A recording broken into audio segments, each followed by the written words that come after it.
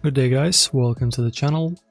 If you've sold an item on Vinted and need to print the shipping label, here's how to do it quickly and easily. Firstly, confirm the sale. Once your item sells, Vinted will notify you. Open the Vinted app or website and go to the My Orders section. Select the sold item and you'll see a Download Shipping Label button.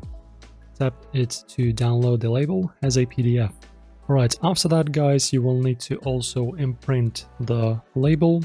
Open the PDF on your device and print it using your home printer. Make sure the barcode is clear for scanning. Securely tape the printed label to your package, ensuring the barcode is visible.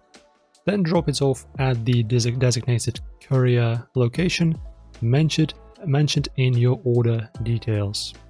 And that's it. It's very easy and fast, guys. Vinted makes the process simple by providing prepaid labels. Just download, print, and ship. No extra steps required.